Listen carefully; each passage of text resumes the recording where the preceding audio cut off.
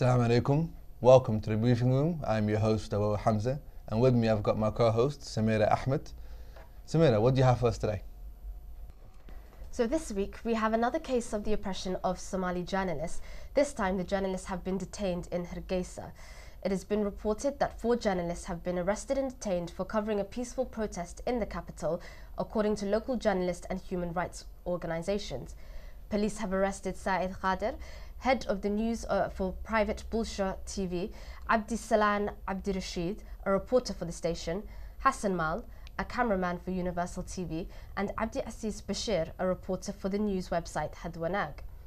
Sources have stated that the journalists have been charged with holding an illegal protest.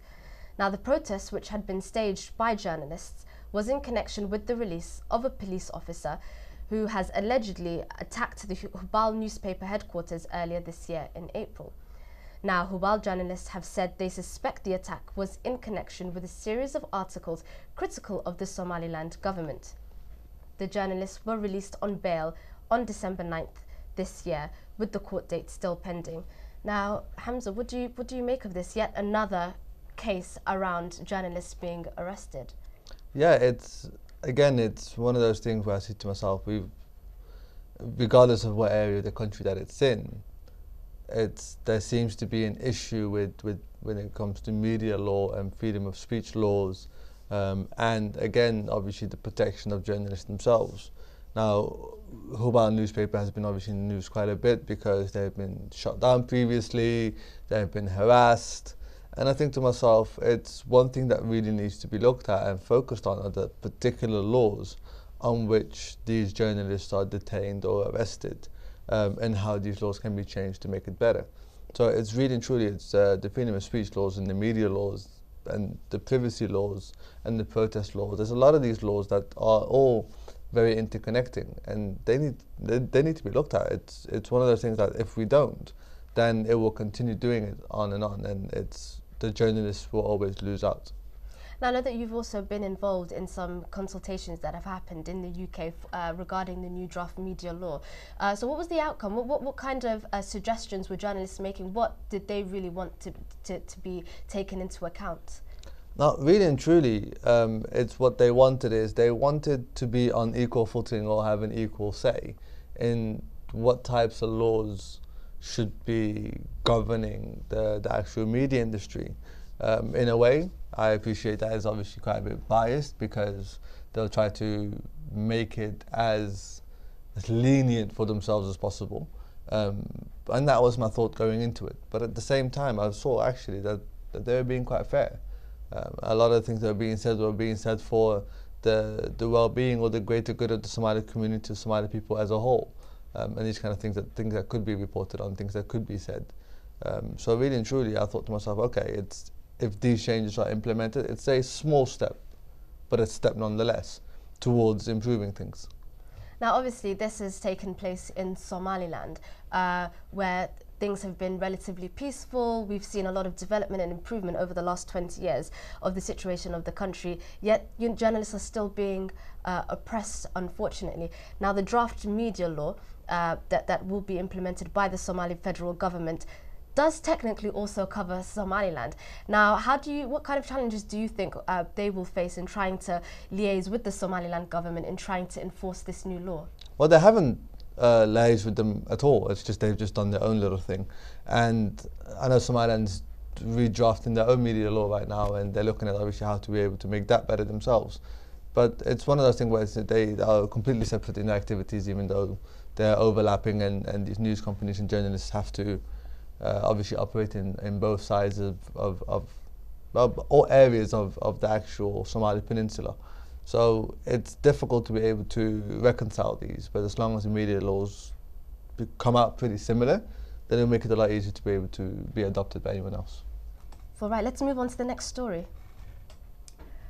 Now, the Somaliland's Food Coordination Office has gone against the typical beneficiary grain and has stated that they will, from now on, approve all food items being released to the public by the World Food Programme. In a recently published statement, the director of the FCO, Mr. Yusuf Usman Garas, has informed all relevant United Nations agencies and, of course, the World Food Programme that they must sync with his office before releasing any food item support in order to implement a more coordinated approach on the ground.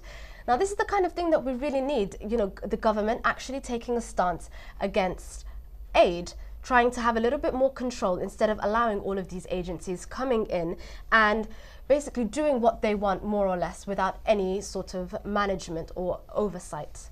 And this is exactly it. It's a bit of coordination will go a long way. And ultimately, it's one thing having the title of saying, okay, we are in control of our country, and the other one's actually showing it in practice. And once you're able to show it in practice, it means that, like any other country, if you are an NGO, if you are a particular organization who wants to do certain activities, you have to be able to register with the local government, with the local councils, and you have to be able to state what your activities are, where you're doing it, how you're doing it, and then you have to obviously liaise with the authorities to be able to help facilitate this and for them to be able to obviously allow you to continue to do things. And this is a step in the right direction, and this is exactly where, in my opinion, obviously the government who's currently based in Mogadishu need to do the same, and obviously the Puntland authorities, and even in Djibouti and things like that. It's along the whole Somali peninsula. We need to be able to say, okay, fine, how many NGOs do we have in there? Which organizations are there? What do they do? What countries do they come from? And where are they actually providing their services? And for how long would they provide the services? How much of it is just going to be a band-aid and how much of it is going to be a development? And it's all these questions that you can then, once these organizations liaise their activities with the government and the government forces them to liaise their activities with the government can then use those activities and say, okay, fine, in the next 5 years, this is the plan that we have. And they can say, okay, listen, this is being covered then.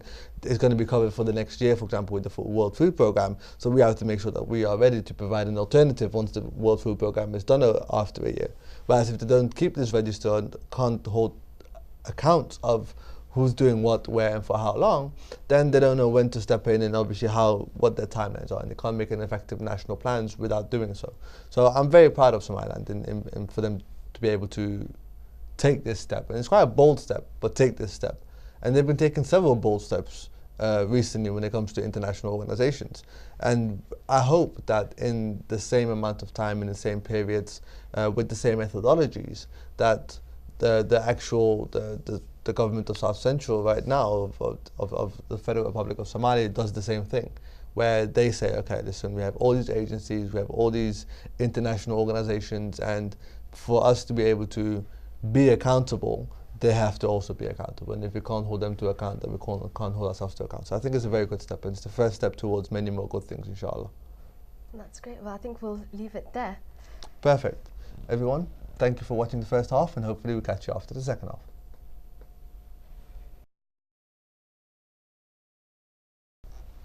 Assalamu alaikum. Welcome back to the briefing room. I'm your host, Abu Hamza, and with me is my co-host, Samir Ahmed. Now, what I really wanted to cover was how we are doing in terms of activism and how we're doing in terms of trying to change things in our community. And we have a lot of Somali organizations. We have a lot of youth organizations, charitable organizations, volunteer organizations that are registered and some that are not registered. We have some who are actual student associations in universities and societies, and we have others that just do something local with the local people around them and their friends. And I think to myself, okay, we have all of this, and everyone's calling for unity, and everyone's calling for the Somali community to unite, and everyone's saying, and not everyone necessarily saying it, but in a way they are representing the Somali community whenever they go out in public. So is there any way we can change this? Because from all the conversations that we've had, things that we hear, everyone always says, like, yes, no, we want to work together, we are willing to work together, there's no problem for why we can't work together, yet it's been quite a few years and they haven't. You don't see something that has really united them. You don't see a particular project that they've really worked on. And I think it's slowly changing in the recent months, especially when it came to parts of the Qat campaign or parts of the remittance campaign. But what do you think? Is this something that we're just one-offs and we're going to go back to where we were before? Or is this going to be something along the lines of, okay, it's actually positive change and change that will continue? I think first and foremost, I think it's important for us to acknowledge that we've been really lucky, alhamdulillah, here in the UK. We, like you said, we have a number of different organisations, particularly youth organisations, that we've both been had the pleasure of working with. Now, although things may not necessarily be perfect, and there are issues on the ground, a lot of really great work has been done here in the UK and also across the Horn of Africa. Now, with that said, although a lot of these organisations do tend to have good sentiments, people have good intentions, we really do want to make a difference, I think we're making the same mistakes as our parents and our grandparents at the end of the day. What's happened is instead of us kind of sticking to our tribal affiliations and having issues with qabil and qabyalad and whatnot, we've kind of divided ourselves amongst ourselves into these small groups. And what's happened is obviously because a lot of these organisations are also registered with the Charity Commission here in the UK. They're also entitled to apply for grants and funding. So it also becomes an issue of, battling it out for resources. Do I really want to work with this organisation if I'm not really going to be getting a cut of the funding from it? Or how's it going to benefit or kind of hinder the growth of my organisation? So it's really all about kind of presenting your organisation in the best way, creating their social media platform, having an opportunity to hold these events, and really wanting to push yourself forward without having another organisation tagging along with you, and that's something that I've really seen. Now, in order for us to kind of move away from the mistakes that our parents have made, I'd really like to see some sort of a coalition be formed with a lot of these youth organisations. We all, like I said, have the same aspirations. We do, at the end of the day, ultimately want the success of the Somali people.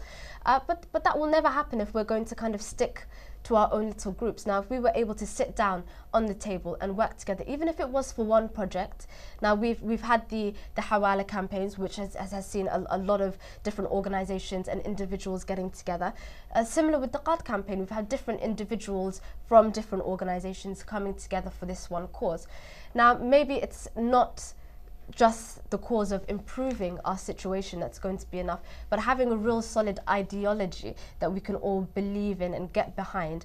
And I sometimes wonder to myself, do we really need that one leader to bring us together, as somebody who would be able to kind of be at the forefront of pushing this ideology in order for us to sit down and work together?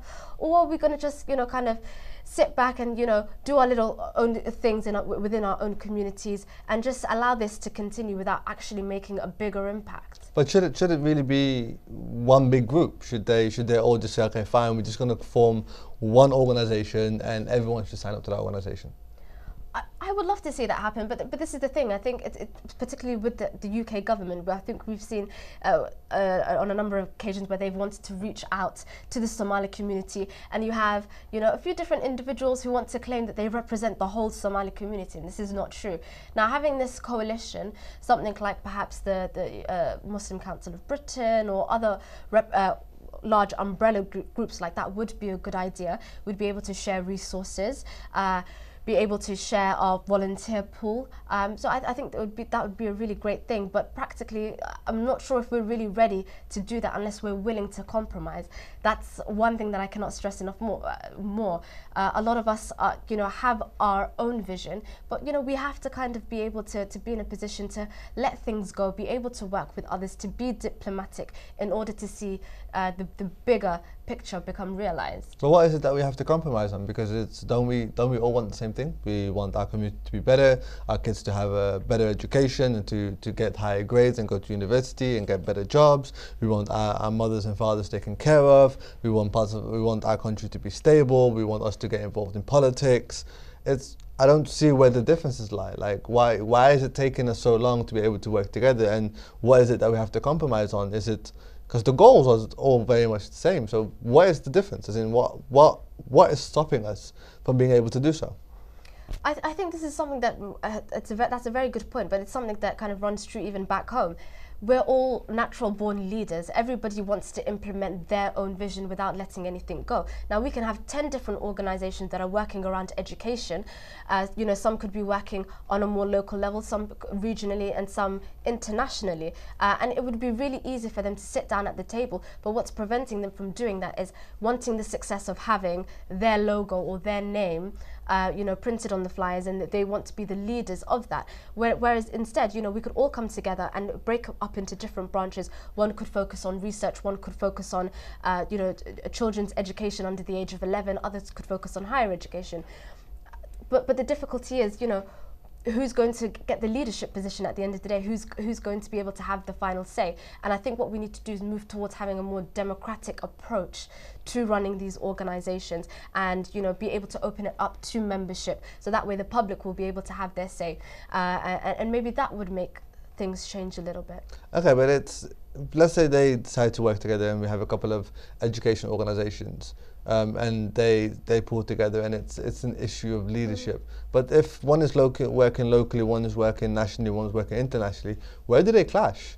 And is it, again, you said it's about logo and it's about funding. I mean, it has almost become like a job, and it's a lot of people start off with good intentions, but like in the 90s, and in obviously just after the millennium, it was like, oh, you want to make some money, start an organization. As I say, community bulle, like, it means it's his job. That's it. He has a community and he has an organization and he gets funding, and a lot of that obviously has made it more difficult to get funding right now. But having said that, is it all about just making the money, getting the fame, getting the credit for some of the work that's being done? Is it our egos that is stopping it? I think to a certain extent, unfortunately, it is. We have to be really honest with ourselves at the end of the day. There's a certain lifestyle that comes along with it. It's being able to be around really important people, having meetings with the Prime Minister, having breakfasts and lunches, with the government officials, having that access, and being able to have a certain amount of influence. It's something that people enjoy doing. But I wouldn't say that's the only reason that people are doing this community work, or I would hope not anyway. But moving forward, I would really like the youth, especially to kind of be able to sit down and be on the same page with each other, because with the elders, fair enough, there's a generational gap. But I think we've seen the emergence of a couple of different movements, which are more international movements. And again, some of the discussions, to be honest, are a little bit off-putting for me myself, because it's the same kind of discussion that you would expect from our elders. I'll give you an example.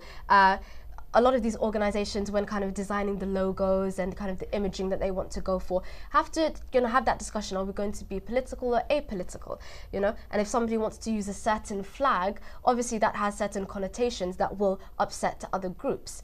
Now, if you want to, be open to uniting the Somali community and have those discussions and really extend a hand and invite other people in, you need to be willing to accept that their ideology may be different from yours, and it has to be an all-encompassing project. It has to be something that is going to appease and include different groups who you don't necessarily agree with. And that's what comes back to the whole idea of sacrifice and being able to compromise certain things. If you're going to start off having a discussion about what flag you're going to use, I think you've already gone down the wrong path. You've already excluded and alienated an entire group of people.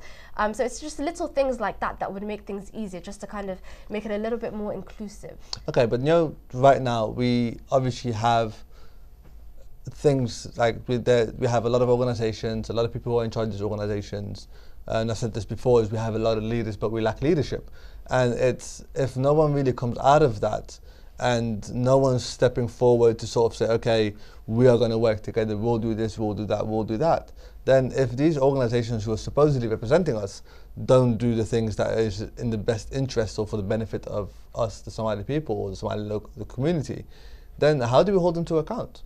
Because anyone can do anything and get away with it. They can say whatever they want. They can not do something and get away with it. So where has that been? Where has the accountability been for community organizations? We jump up and down the moment AMISOM does something, the moment the Somali president does something, the Somaliland president does something, the UN does something, the UK, any sort of leadership position, anyone does something, people jump up and down, they criticize, they're ready to attack, and it's like, all guns blazing.